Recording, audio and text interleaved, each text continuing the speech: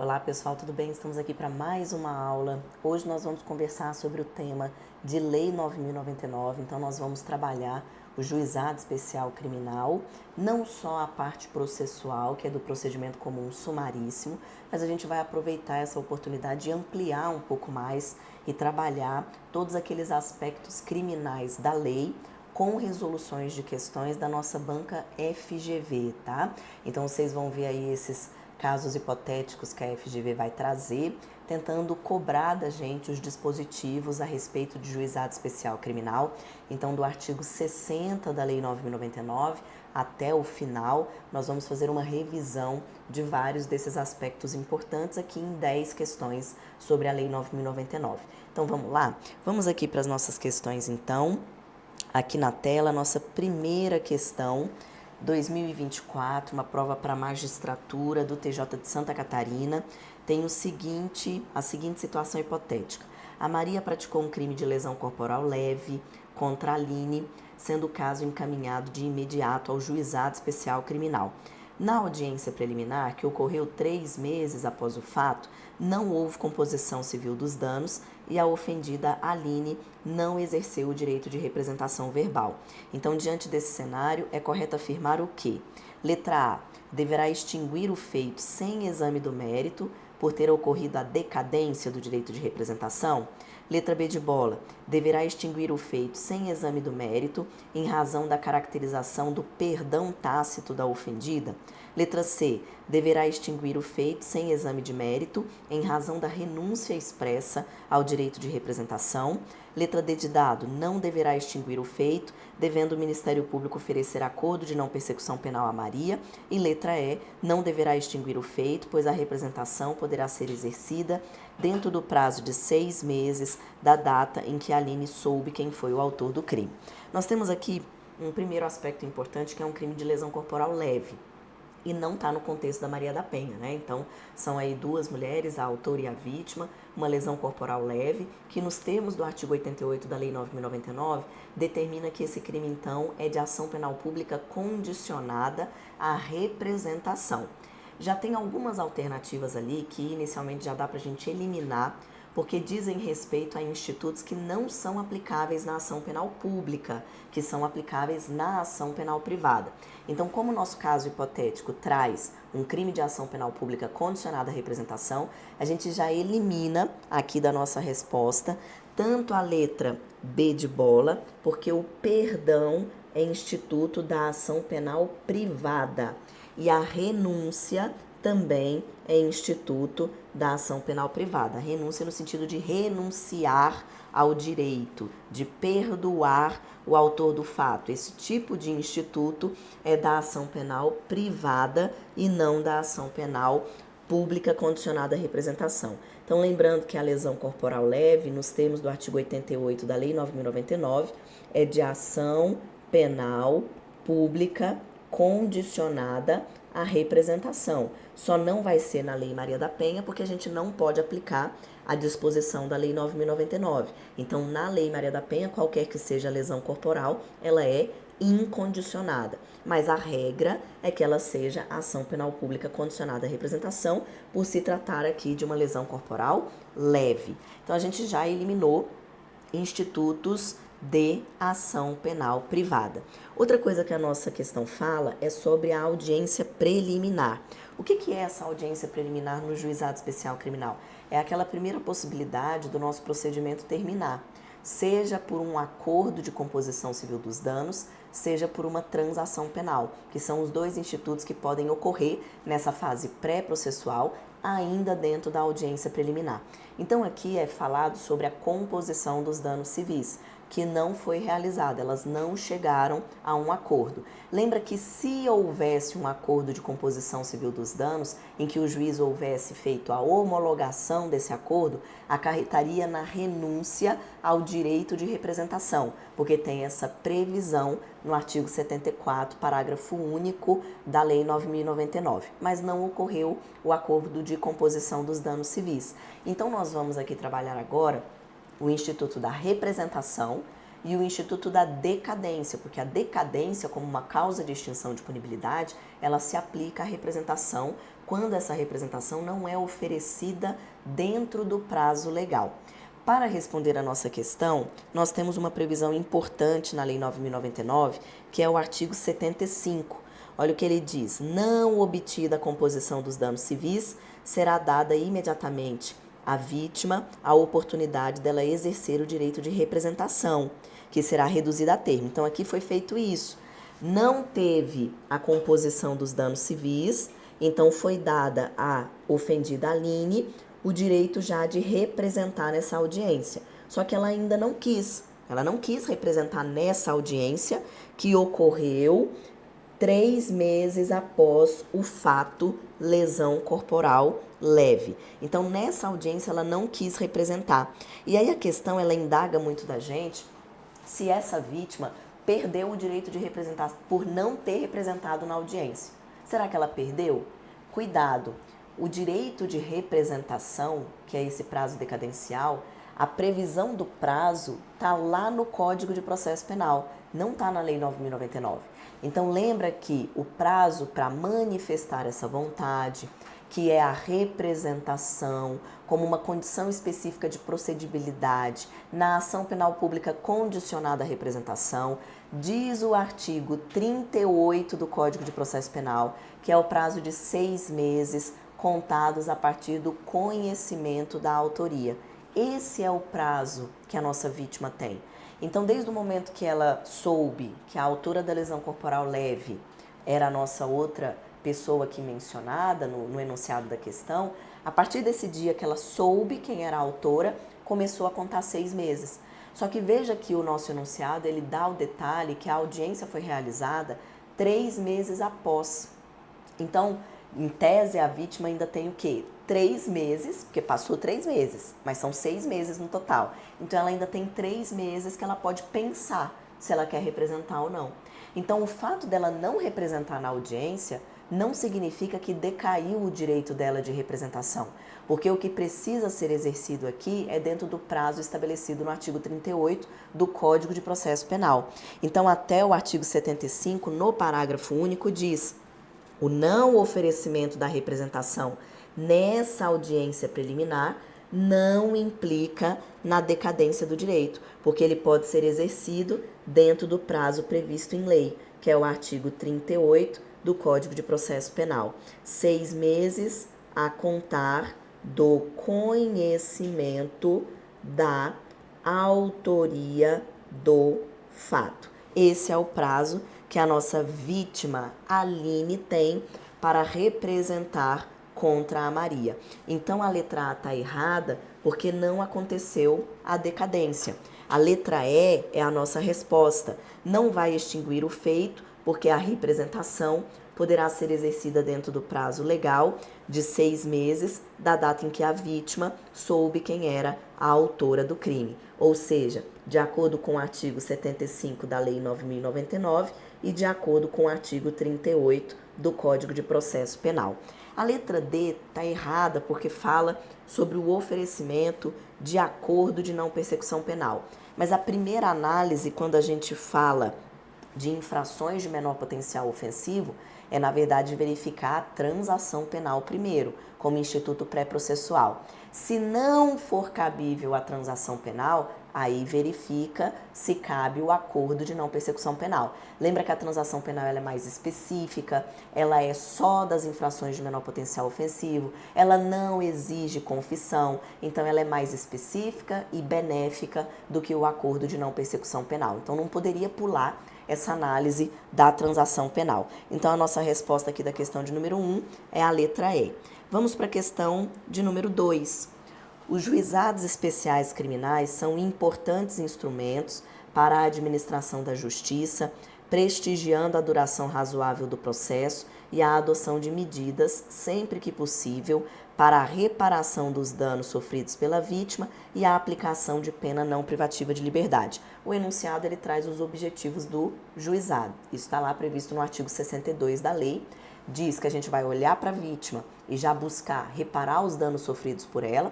E a gente também vai olhar para o autor do fato e não vai pensar em aplicar prisão nem pena privativa de liberdade. Nós vamos pensar em medidas alternativas, numa medida não privativa de liberdade. Por isso que a gente tem os institutos despenalizadores, por isso que tem a possibilidade de acordo, por isso que é uma microcriminalidade que tem penas muito baixas. Então, exatamente porque vai em consonância com esses objetivos do Juizado Especial Criminal. Vamos para as alternativas. Letra A. Consideram-se infrações de menor potencial ofensivo as contravenções penais e os crimes a que a lei comine pena máxima não superior a 2 anos, cumulado ou não com multa.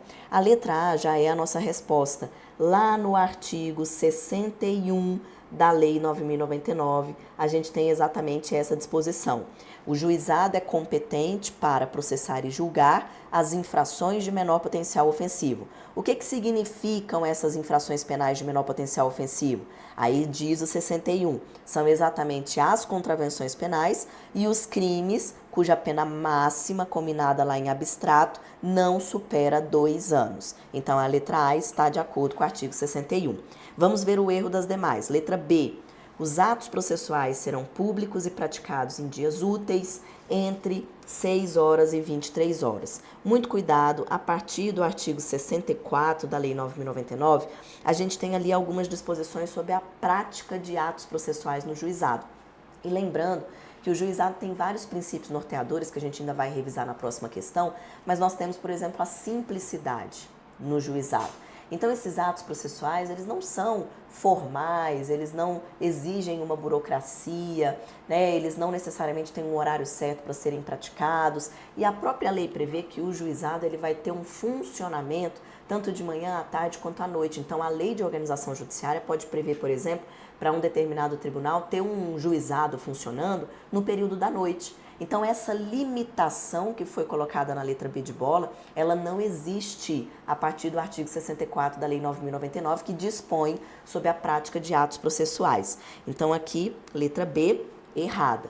Letra C, a composição dos danos civis impedirá a propositura da ação penal pelo Ministério Público, ainda que se trate de crime de ação penal pública incondicionada.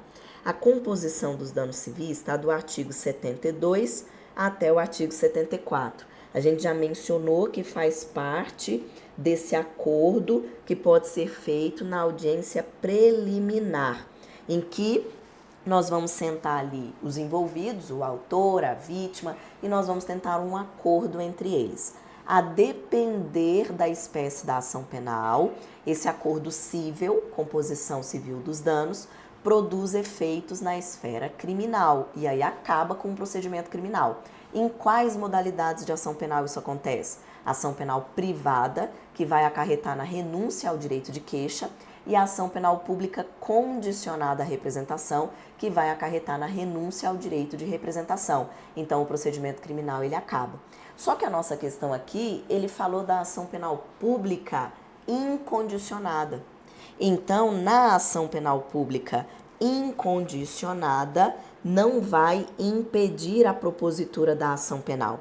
O que impede é na ação penal privada e na ação penal pública condicionada à representação, mas na ação penal pública incondicionada, não.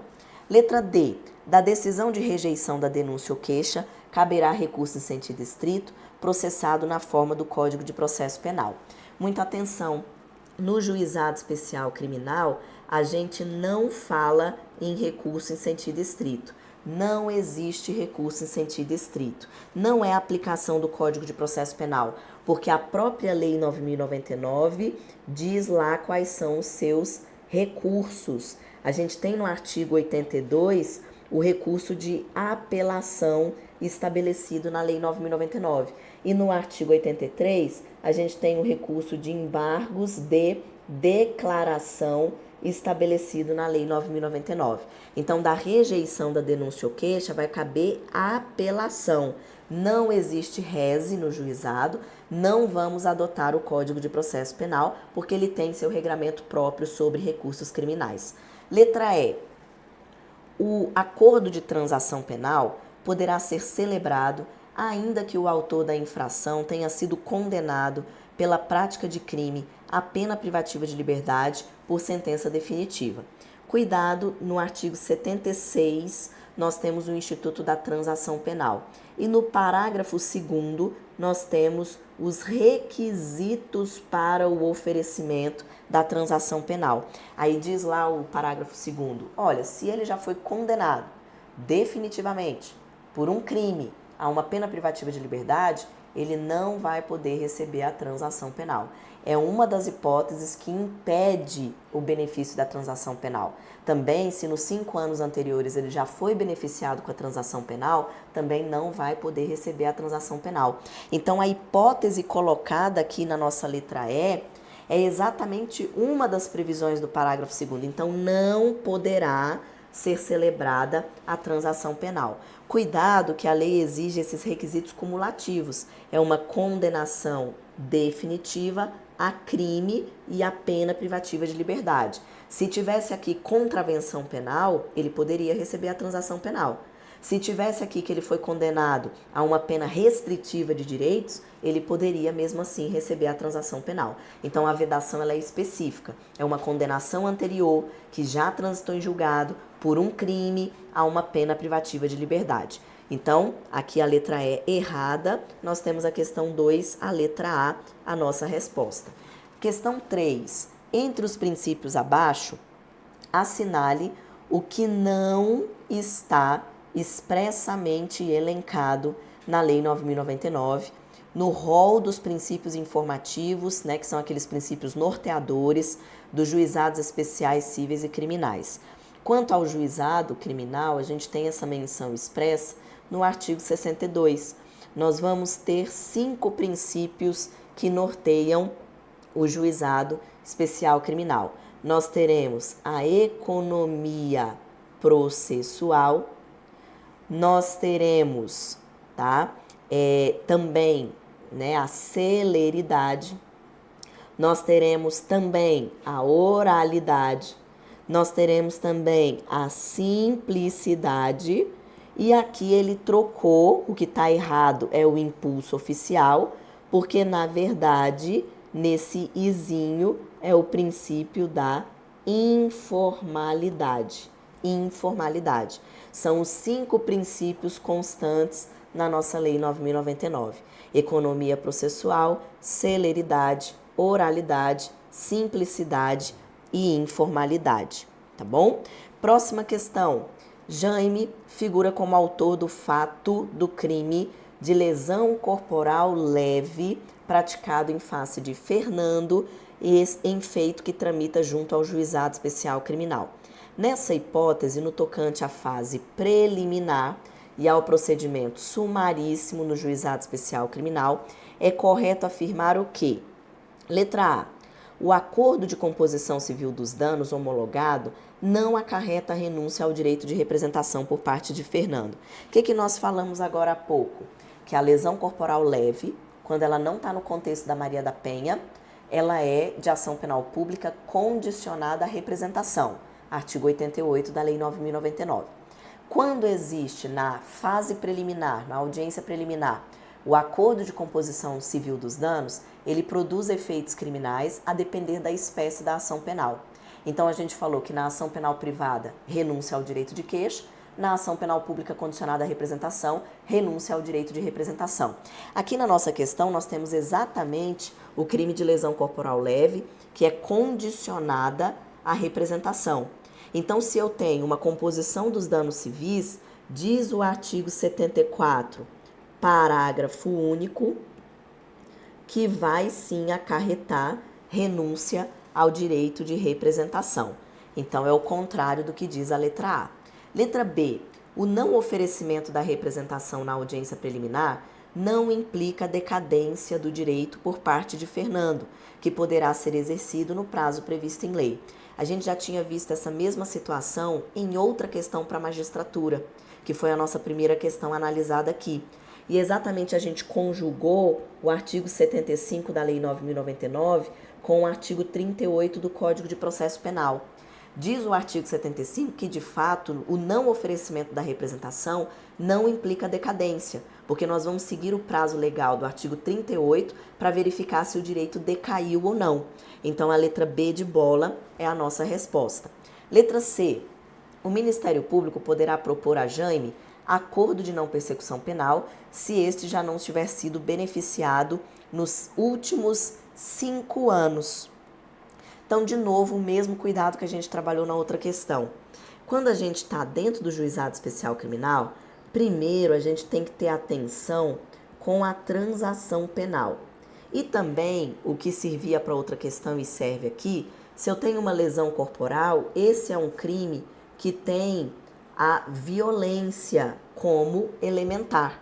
E lá no artigo 28A do Código de Processo Penal, quando fala do ANPP, diz que o requisito para propor o ANPP é que não seja um crime violento. Então, aqui não cabe acordo de não persecução penal. Então, letra C errada. Letra D. O juiz, recebendo a denúncia, poderá de ofício oferecer a suspensão condicional do processo a Jaime, se não o fizer o Ministério Público. Errado. Também trabalhamos, que o juiz ele não pode oferecer benefícios. O juiz não adentra nessa atividade. O juiz não oferece transação penal. O juiz não oferece suspensão condicional do processo. O juiz não oferece a ANPP. Essa é uma atribuição do órgão acusatório. E o juiz sequer pode obrigar o órgão acusatório a oferecer. Então, muito menos o juiz oferecer de ofício. Então, aqui nós temos uma alternativa errada. E letra E, a decisão de rejeição da denúncia desafiará o recurso em sentido estrito, que poderá ser julgado por uma turma composta de 3 juízes em exercício no primeiro grau de jurisdição. Aqui está errado pelo recurso em sentido estrito, aqui vai ser o recurso de apelação, o restante está correto. A estrutura recursal do juizado especial criminal é aquela turma recursal, turma de recursos, composta exatamente por 3 juízes de primeiro grau. Aqui, a turma de recursos do juizado não é composta por desembargadores. Nós temos um órgão colegiado composto por 3 juízes no primeiro grau de jurisdição. Mas o erro está em dizer qual é o recurso, já que nós não temos recurso em sentido estrito no juizado especial criminal. Então, questão 4, letra B de bola. Questão 5. João, no interior do município XYZ, verifica que seu desafeto se encontra metros à sua frente, já no município ABC, considerando que os fatos ocorreram na divisa das municipalidades. João lança uma pedra na direção do seu inimigo, gerando nele lesões corporais de natureza leve. Nesse cenário, considerando as disposições da Lei 9.099, a competência para o processo e julgamento da infração penal será de qual juizado especial criminal? Do município XYZ? Do município ABC? Ou pode ser nos dois? Qual é a teoria adotada? A teoria da atividade, a teoria do resultado, a teoria da ubiquidade? Então, veja, a gente tem 2 municípios, o município aqui XYZ e o município ABC. A gente tem 2 municípios. O que a nossa questão aqui está nos dizendo? Que o João, ele praticou o fato aqui no município XYZ, porque ele pegou uma pedra e lançou no desafeto dele que estava no outro município. Então, ele praticou aqui, ele jogou a pedra. Só que o fato se consumou no município ABC, que é onde estava o desafeto do João e foi onde causou a lesão corporal de natureza leve no desafeto do João. Então, ele praticou no município XYZ e o fato se consumou no município ABC. Para responder nossa questão, nós temos o artigo 63 da Lei 9.099, que adota a teoria da atividade. Vai dizer o artigo 63 que a competência é do lugar da prática da infração, ou seja, a teoria da atividade. A gente ficaria com a letra C. O município que vai julgar esse caso é o Juizado Especial Criminal do município XYZ, que é onde o João praticou a lesão corporal, em que pese ela tenha se consumado lá no município ABC. Então, cuidado também, porque a gente tem aquela diferença do artigo 63 da Lei 9.099 para o artigo 70 do Código de Processo Penal. O artigo 63 adota a teoria da atividade, o artigo 70 do Código de Processo Penal adota a teoria do resultado. Então, questão 5, letra C. Vamos para a questão 6. O Ministério Público, no âmbito do Juizado Especial Criminal, ofereceu denúncia oral em face de Tício pela suposta prática do delito de lesão corporal leve. A gente consegue perceber aqui que a FGV gosta de trabalhar com o delito de lesão corporal leve, demonstrando a materialidade do crime por intermédio de um boletim médico. Então, nesse cenário, considerando as disposições da Lei 9.099, é correto afirmar que essa denúncia, letra A, poderá ser recebida pelo juiz ante a observância das formalidades legais. Após o recebimento da denúncia, o juiz vai designar uma data para a audiência de instrução e julgamento. Então, qual o cuidado que nós temos que ter nessa questão? Ele já está falando do momento do oferecimento da peça inicial acusatória e a sequência dos atos do procedimento comum sumaríssimo, do rito propriamente dito, do processo no juizado. Então, desde o momento do oferecimento da denúncia ou queixa, até nós podermos chegar lá na audiência, lá na sentença e tudo mais relacionado ao processo, a fase processual. Então, não acabou na composição civil dos danos, não acabou na transação penal. Nós entramos na fase processual. Então, na fase processual, como que isso se dá? A primeira coisa interessante desse enunciado é quando fala da denúncia oral. O artigo 77 da Lei 9.099 permite que a peça inicial acusatória seja oferecida de forma oral. Isso não tem no Código de Processo Penal, mas tem a denúncia oral, a queixa-crime oral, no artigo 77 da Lei 9.099. O que acontece no rito do juizado? Uma vez oferecida a peça inicial acusatória, uma vez oferecida aqui a peça inicial acusatória, o acusado, ele já vai ser citado. O juiz ainda não decidiu a respeito do recebimento ou da rejeição desta denúncia ou queixa. Então, uma vez oferecida, ele vai ser já citado para ele comparecer na audiência. E aí tudo é resolvido em uma audiência. O primeiro ato da audiência é uma defesa prévia. Então, a defesa do acusado vai tentar dar elementos para que o juiz rejeite essa denúncia ou queixa. Então, existe uma defesa preliminar, uma defesa antes da análise da denúncia ou queixa. Depois, o juiz vai decidir se ele vai receber ou se ele vai rejeitar essa denúncia ou queixa. E se ele receber, aí a gente passa para os atos instrutórios do processo. Vamos ouvir a vítima, vamos ouvir as testemunhas, vamos fazer o interrogatório. Então, todo esse procedimento ele está estabelecido dos artigos 77 até o artigo 81 da Lei 9.099. Tá? Então, veja que é diferente quando a gente compara, portanto, com o procedimento comum ordinário, com o procedimento comum sumário.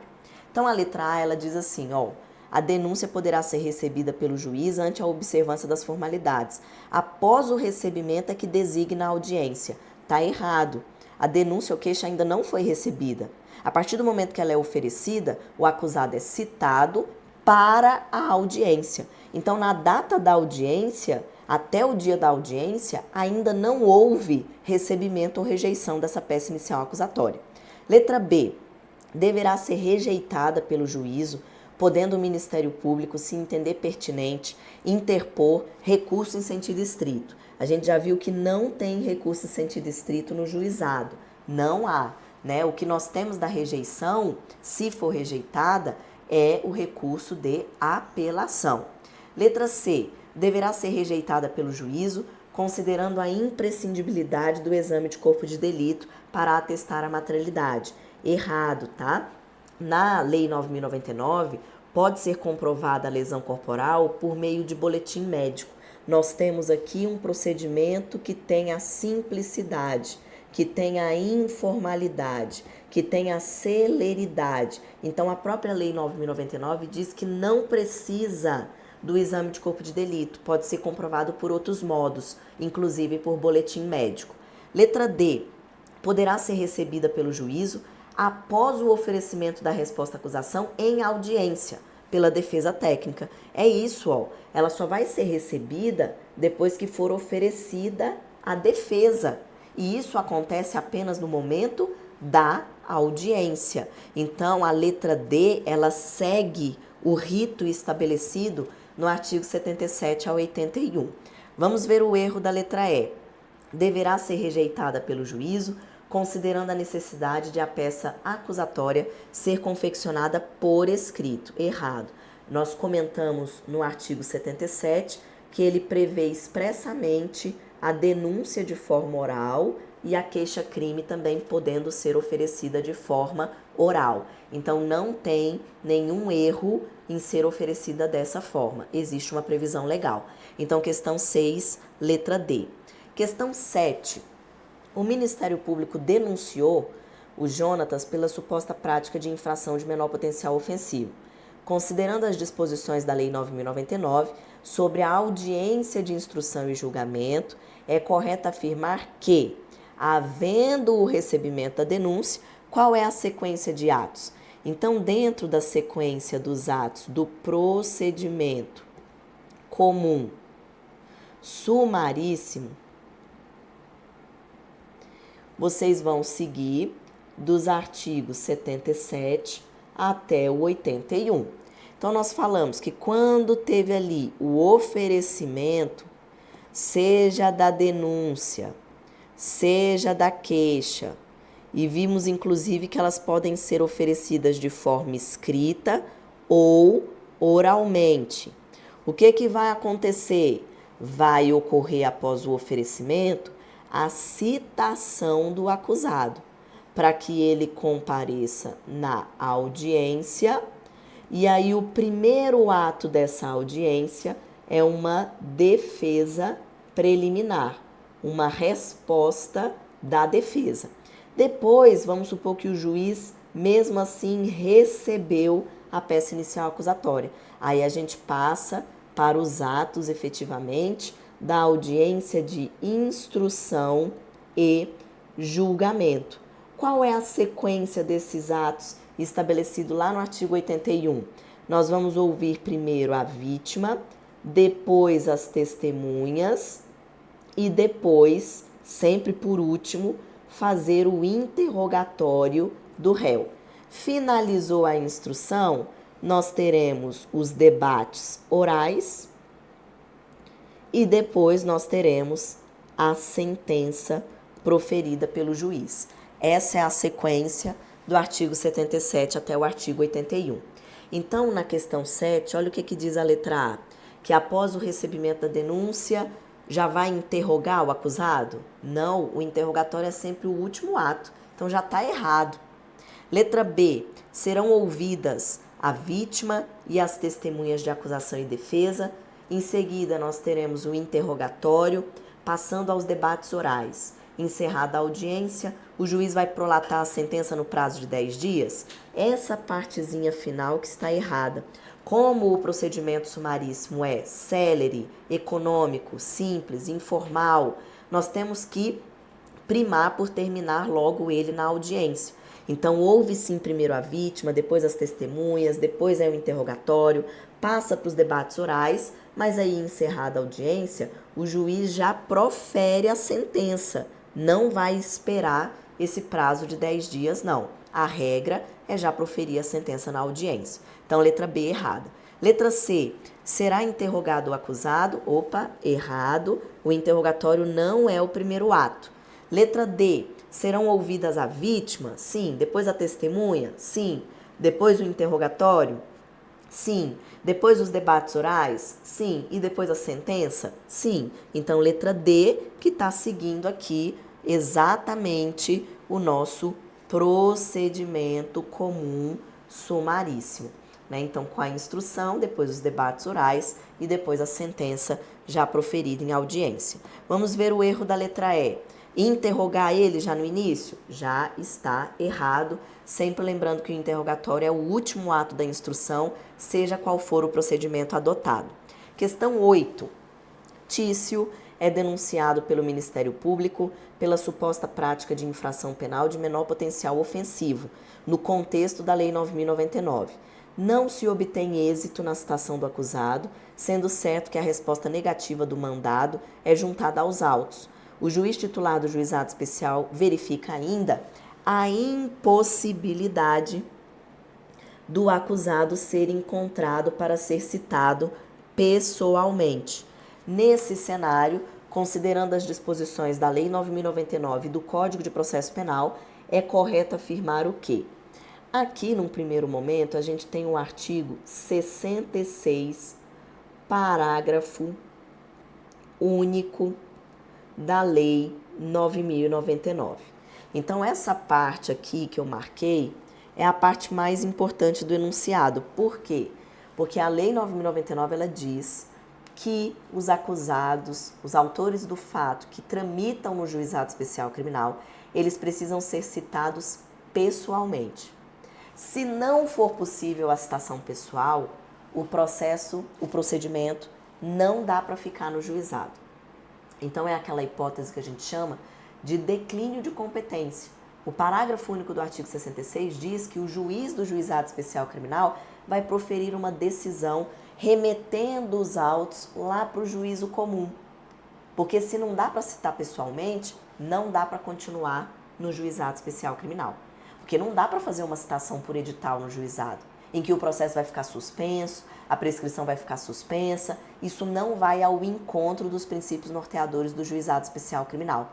Então, a gente precisa tirar esse procedimento do juizado. Então, aqui a hipótese, quando há essa necessidade, né, não foi possível a citação pessoal, esse processo, esse procedimento vai sair do juizado, vai ser enviado lá para o juízo comum, para a vara criminal comum, onde ele vai continuar até o final. Ele sempre vai continuar lá. Então, é o que a gente chama de um declínio de competência, tá? Então, não tem como fazer a citação por edital no Juizado Especial Criminal. Então, a letra A já estaria errado, porque o juiz do juizado não pode determinar a citação por edital no juizado, nem a letra B, nem a letra C. A gente fica com a letra D. O juiz do juizado vai enviar as peças ao juízo comum. Então, esse procedimento vai chegar lá no juízo comum, na vara criminal comum. Aí vem a segunda pergunta. Chegando lá na vara criminal comum, já não está mais no Juizado Especial Criminal. Qual que é o procedimento, o rito, esses atos que serão adotados lá no juízo comum? Vai ser o procedimento comum sumário ou o procedimento comum ordinário? Então, são exatamente as duas hipóteses que constam aqui na nossa questão. Na letra E está o sumário, na letra D está o ordinário. E aí, quem vai responder isso? O artigo 538 do Código de Processo Penal. Por isso que a questão cobrou tanto a Lei 9.099 quanto o Código de Processo Penal.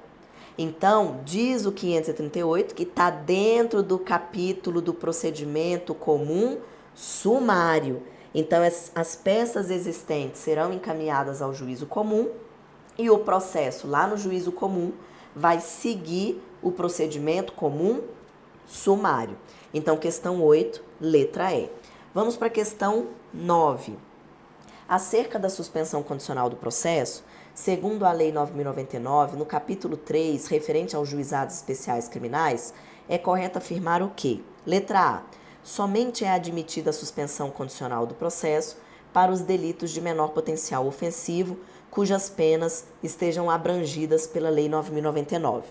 A suspensão condicional do processo, ela é instituto despenalizador, ela é benefício que não se aplica apenas às infrações de menor potencial ofensivo, porque o critério objetivo da suspensão condicional do processo é a pena mínima, que tem que ser igual ou inferior a 1 ano. Então, eu tenho exemplos na vara criminal, então colocando aqui um exemplo que vai estar no juízo comum, lá na vara criminal, não vai estar no juizado especial criminal, porque não é uma infração de menor potencial ofensivo. Então, o caso do furto simples, da receptação, em que as penas são de 1 a 4 anos de reclusão. Então, perceba que a pena mínima aqui é de 1 ano. Entra no critério objetivo para o recebimento da suspensão condicional do processo. Então, se preencher os demais requisitos do artigo 89 da Lei 9.099, a suspensão condicional do processo pode ser oferecida no furto e na receptação, lá na vara criminal e não no juizado especial criminal. Então, a letra A, quando fala somente é admitida nos delitos de menor potencial ofensivo, errado. O artigo 89 da Lei 9.099 diz que ela pode ser oferecida nos delitos abrangidos ou não pela Lei 9.099, seja ou não uma infração penal de menor potencial ofensivo. Letra B. A suspensão condicional do processo, quando do oferecimento da denúncia, poderá ser proposta pelo juiz do juizado especial criminal, ainda que sem a oitiva do Ministério Público. Já comentamos aqui algumas vezes que o juiz ele não pode oferecer a suspensão condicional do processo e nenhum outro instituto despenalizador. Os institutos são oferecidos pelo órgão acusatório, então tem que o Ministério Público se manifestar. Não é o juiz que vai conceder, tá? Não é o juiz que vai obrigar, não é o juiz que vai conceder, não é o juiz que vai falar sobre o benefício, nada disso. É do Ministério Público. Letra C. Não correrá o prazo prescricional durante a suspensão condicional do processo. Esta é a alternativa correta, tem previsão nos parágrafos do artigo 89. Então, lembra que a suspensão condicional do processo, o processo já está em curso, é dentro do processo. Então, esse processo vai ser suspenso por um período de 2 a 4 anos, o Ministério Público que vai dizer quanto tempo que ele vai ficar suspenso, só que durante essa suspensão, para cumprimento das condições da suspensão condicional do processo, a prescrição também está suspensa. Então, quando, vamos supor que ele descumpra a suspensão condicional do processo, aí o juiz revoga a suspensão condicional do processo, aí a prescrição vai voltar a correr. Então, a pretensão punitiva do Estado não foi prejudicada em razão do benefício, porque a prescrição ficou suspensa ao longo do cumprimento das condições, tá? Então, aqui a nossa letra C é a alternativa correta. Vamos ver o erro da letra D e da letra E. Letra D.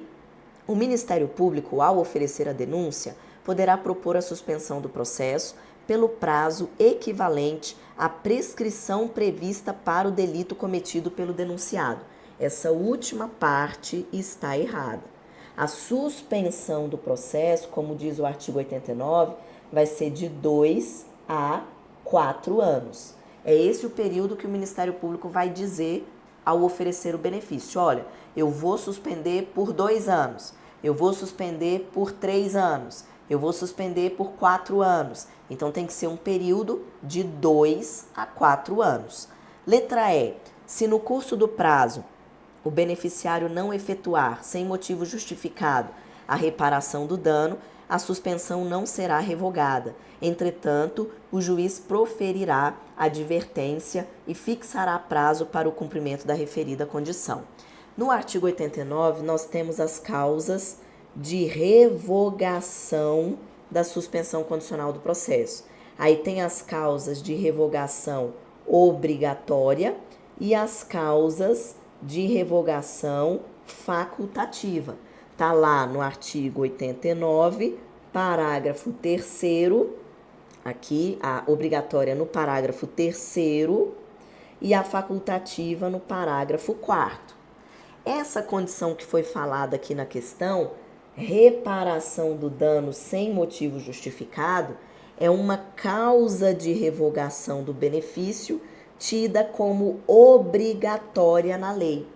Então, quando a nossa questão disse que não será revogada, está errado.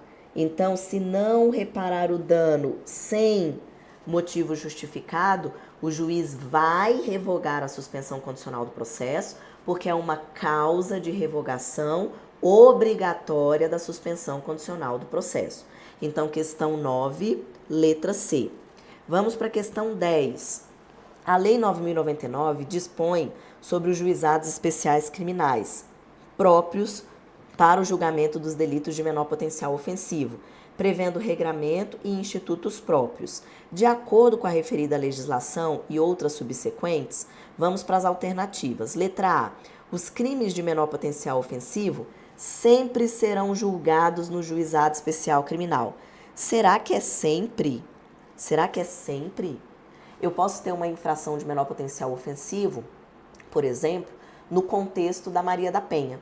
Então não vai ficar no juizado especial criminal. Vai ficar lá na vara de violência doméstica e familiar contra a mulher. Eu posso ter uma infração de menor potencial ofensivo conexo com um crime comum. Aí a infração, já que conexo, já em concurso de crimes, vai ficar lá no juízo comum. Eu posso ter uma infração de menor potencial ofensivo conexa com um crime doloso contra a vida. E aí essa infração de menor potencial ofensivo, ela vai estar lá no tribunal do júri. Então esse sempre aqui na nossa questão, não, né? Não podemos dizer que é sempre.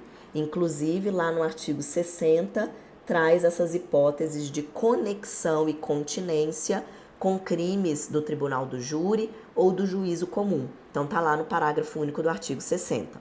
Letra B. Caberá o recurso de apelação contra a decisão que rejeitar a denúncia? É isso mesmo.